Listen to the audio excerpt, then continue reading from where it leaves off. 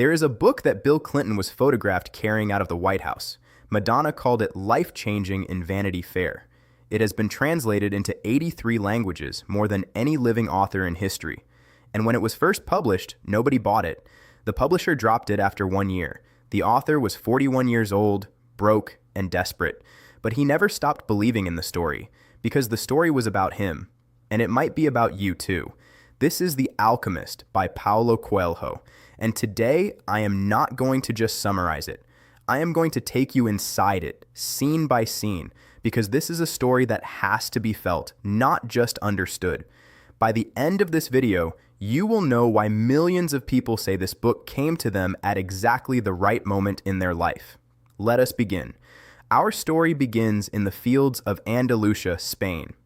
A young shepherd named Santiago sleeps in an abandoned church with his flock. He is not what you would expect from a shepherd. He reads books. He is curious about the world. He chose this life because he wanted to travel, to see, to discover. And he has a dream. The same dream, twice. A child appears and transports him to the Egyptian pyramids and says, "If you come here, you will find a hidden treasure." That is it. The dream ends before showing him where. But the dream keeps returning. Santiago goes to a dream interpreter in Tarifa. She tells him the obvious. Go to the pyramids. Your treasure is there. He laughs it off. Then an old man sits beside him in the plaza. Strange clothes, penetrating eyes. He knows things about Santiago he should not know. I am Melchizedek, the man says, the king of Salem. And the king tells Santiago the most important sentence in the book. When you want something, all the universe conspires in helping you to achieve it.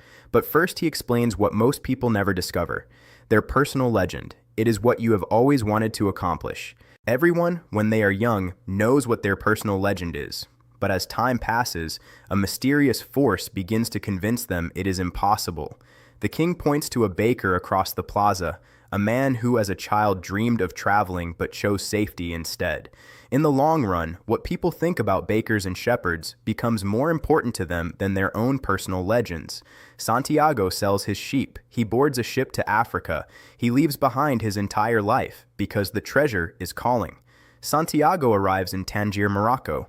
He speaks no Arabic. He has no one. He meets a young man who speaks Spanish and offers to guide him across the desert. Santiago trusts him immediately. He gives him all his money. And in the middle of the crowded marketplace, distracted for just a moment by a beautiful sword in a stall, the young man vanishes. In a single afternoon, Santiago loses everything. He sits in the empty marketplace as the sun sets. He has no sheep, no money, no language, no friend, and he is thousands of miles from home. He weeps. He questions God. He questions his dream. And then, in the middle of his despair, he reaches into his pouch and finds the 2 stones from the king, and he decides, I am an adventurer looking for treasure. With no money and no plan, Santiago finds a crystal shop on top of a steep hill. He offers to clean the crystal in exchange for food. The merchant accepts. After half an hour, 2 customers enter. The merchant offers Santiago a job. Over the next 11 months, Santiago transforms the shop completely. He proposes a display case at the entrance, business doubles. He suggests selling tea in crystal glasses. The shop becomes famous. But one night the merchant confesses his secret. Because it is the thought of Mecca that keeps me alive. I have always imagined crossing the desert, touching the sacred stone. But I am afraid that if my dream is realized, I will have no reason to go on living. So I prefer just to dream about it. The merchant has chosen the dream over the living of the dream. And Santiago understands for the first time the terrifying cost of that choice. Santiago joins a caravan crossing the Sahara.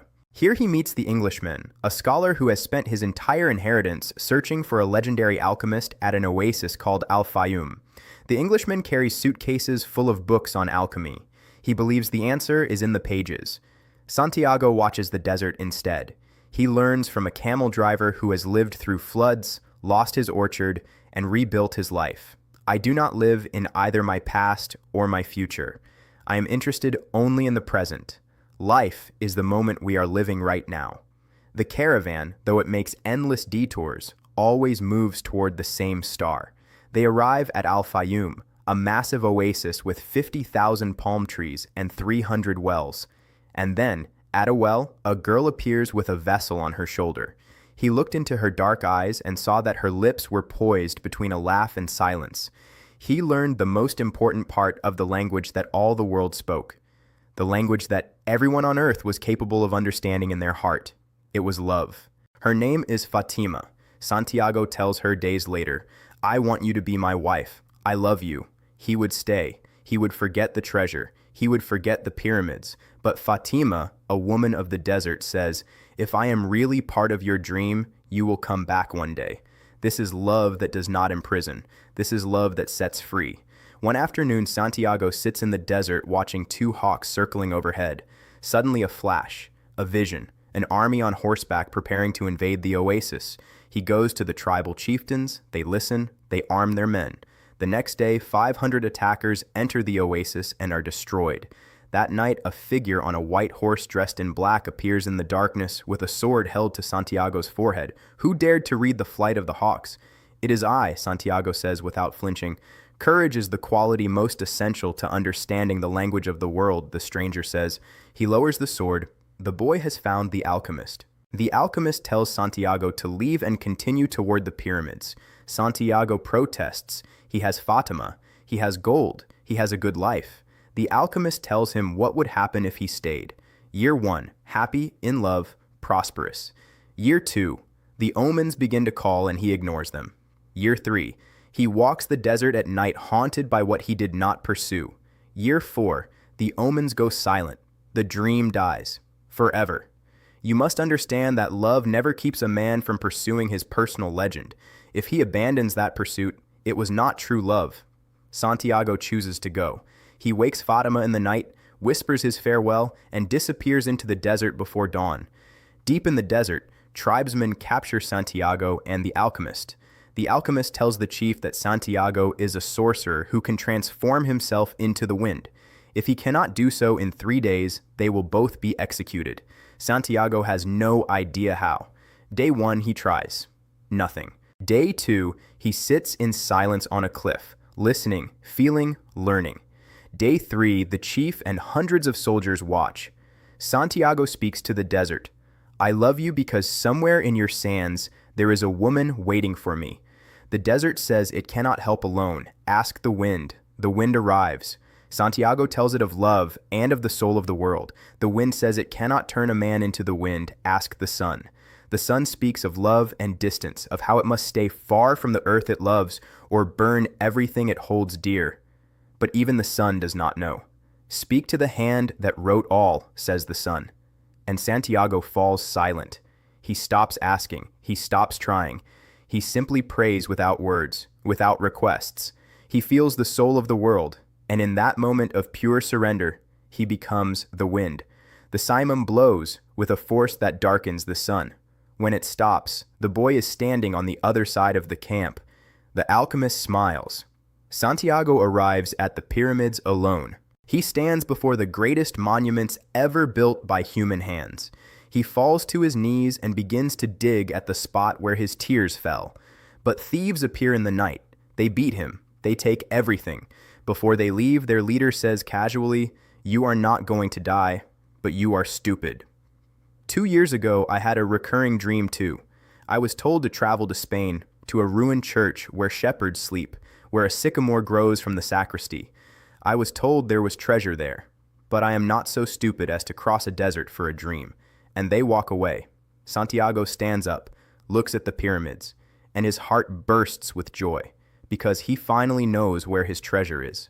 Santiago returns to Spain, to the abandoned church, to the sycamore growing from the ruins. He digs at its roots, and there, in a chest buried centuries ago, he finds gold coins, precious stones, and jewels. A treasure left by forgotten conquistadors. He had been sleeping on top of it the entire time. He never needed to cross the desert to find it.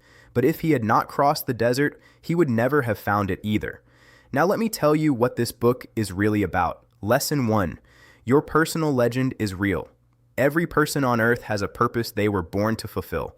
Most people know what it is when they are young and spend the rest of their lives finding reasons not to pursue it. Lesson 2. The universe speaks in omens, a deep attention to the signs life gives you. coincidences that are never coincidences, people who appear at exactly the right moment. Lesson 3. The treasure is always near where you began, but you had to travel the world to discover that. The journey is not wasted. The journey is the point. Lesson 4. Fear is the only real enemy. Not thieves, not tribal wars, not language barriers. Fear. The crystal merchant who never went to Mecca. Fear of failure is worse than failure itself. Lesson 5. Love and purpose are not enemies. Fatima did not ask Santiago to stay. She said, "Pursue your dream. If you love me, come back." Real love does not imprison. It liberates.